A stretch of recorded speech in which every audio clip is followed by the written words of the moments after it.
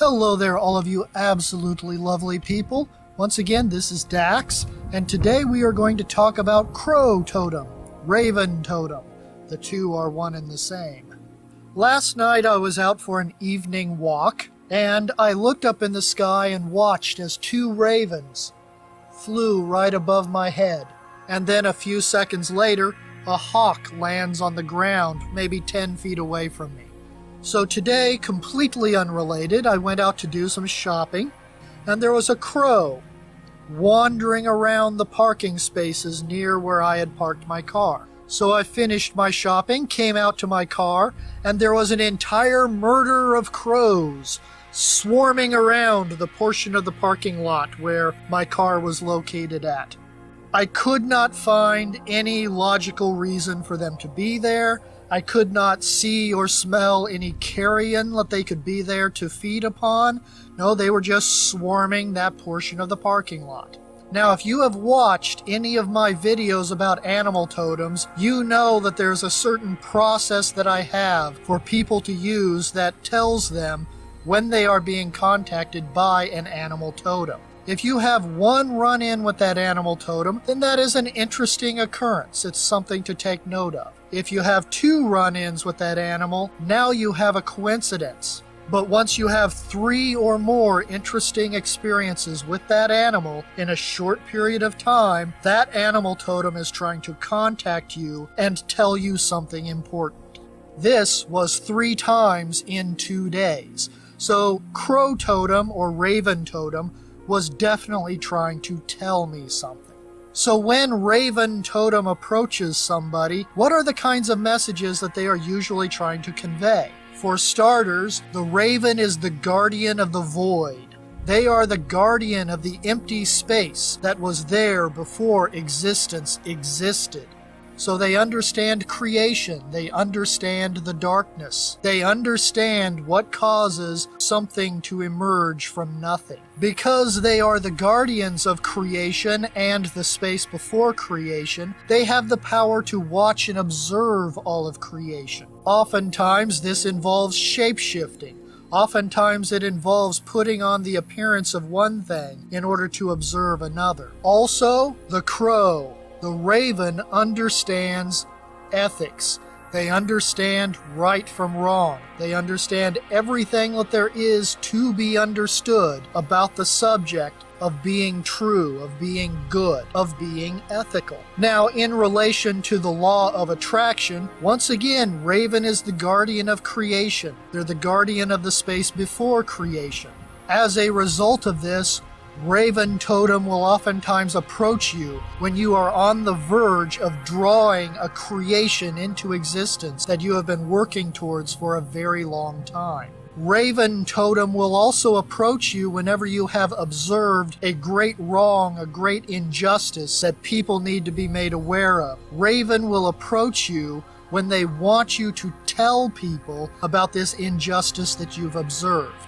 Raven totem will also approach you whenever you are about to get a glimpse into the future of something that will have a deep impact on your life. So once again, to condense down what I've said so far, raven approaches you for everything that involves ethics and creation. If you are familiar with Carlos Castaneda, his books that he's written about being instructed by his teacher Don Juan have always placed a great importance on raven spirit. Don Juan was a shapeshifter, and he always said that raven was the best animal to shapeshift into because they could fly, they were big enough that other animals left them alone, and they were an animal that even human beings left alone. So if you wanted to shapeshift into something and observe the world around you, becoming a crow was the best animal to be. So that was the first phase of the video. In the first phase, I discussed book knowledge and things that people from different sources, including myself, have to say about raven spirit. Now we're going to enter the second phase of the video. And in the second phase, I'm going to enter a state of meditation, contact crow spirit, and start communicating to you a message directly from raven, directly from crow. Okay. Enter a state of meditation. Contacting crow. Contacting the raven. I feel very heavy for a bird. Birds do not normally feel this heavy. My legs feel stronger than what I normally experience whenever I contact a bird totem. As I see other crows flying around the sky, there is a void around them. There is a pull into them. It's like each raven is a vortex, a living vortex. My fellow ravens almost look like black holes, but in the shapes of birds. So there's a pulling into them. And of course they are no different from me. I am a raven observing other ravens. So I look like this too. But I can feel a whiteness around my chest. As if there's like a vortex pulling in the outsides and pushing out the chest. So it's like there is a vortex of creation here. They're not just pulling in existence, they're expelling existence too. There is creation flowing out of their chest. My heart chakra feels very active. This is an interesting experience, but I am not finding a whole lot to say about it. It's like speech is irrelevant. Right now I am flying among a murder of other crows, and there's an anarchy to the experience. My back feels really hot right now. The sun is hitting the black feathers across my back and the backs of my wings. And I am feeling extremely hot across my back. My solar plexus chakra is also very active right now. Well, now my solar plexus chakra feels more active than my heart.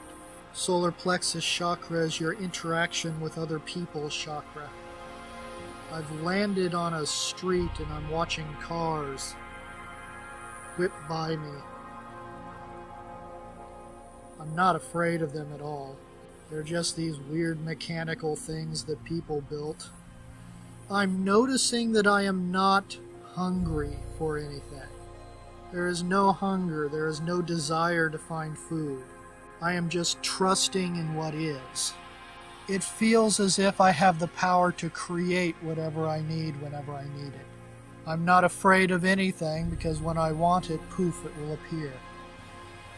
I am not feeling very social towards the other crows, and I'm not certain if I feel this way because I am a raven, or if I feel this way because the other ravens recognize that I'm not really one of them. I'm a person pretending to be a crow, which I suppose means that I'm not going deep enough into this. It's a bit of clarity. It's telling me that I am not enough of a raven yet. So let's spend some time and go even deeper into the meditation. I am seeing a bright, beautiful, shimmering blackness. I have done void meditations before as part of my hermetic practice, and the beautiful blackness that I'm seeing around me, the power of uncreation, is very similar to the shimmering darkness that Crow is showing me. So this is the fifth element that I'm looking at. What I'm seeing goes beyond earth, air, water, and fire. What I'm seeing is the darkness from which creation emerged.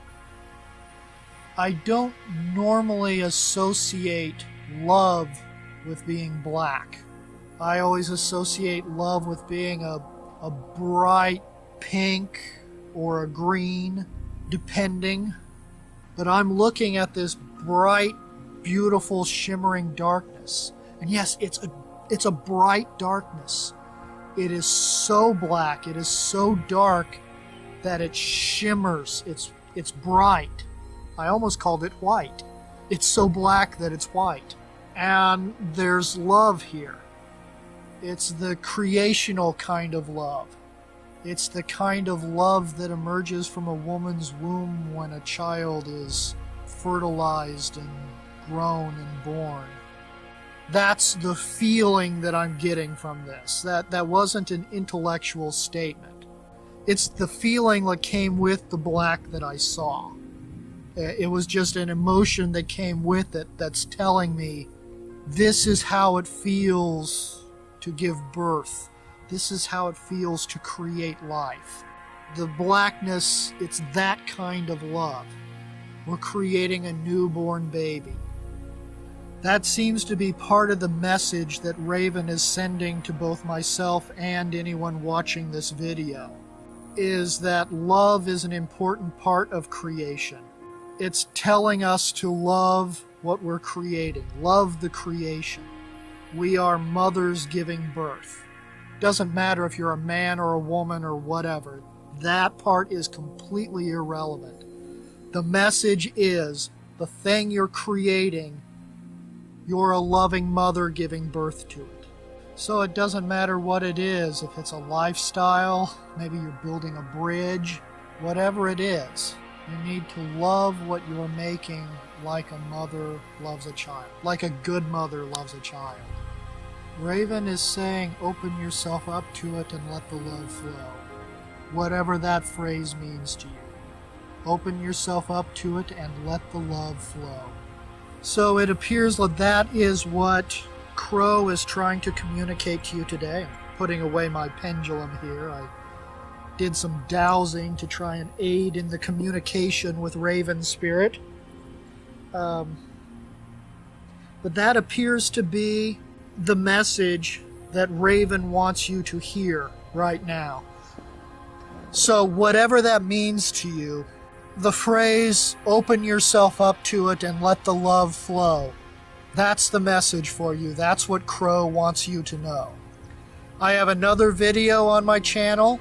It goes through the process of teaching you how to contact animal spirits on your own. I'm posting that at the top of the screen right now. I highly recommend that you learn how to do this yourself, because you don't want a middleman in the process. You want to do it yourself. So learn how to contact them personally. But once again, to finish off this video, your message from Raven Totem seems to be, open yourself and let the love flow. And that will probably have a different meaning to everyone watching this. But open yourself, let the love flow. Raven Totem almost always deals with the power of creation and ethics. Open yourself, let the love flow. Well, anyway, once again, this is Dax. I absolutely love you all. Always remember, you are important, you are loved, your needs are valid, but the same is also true for everybody else. Until next time.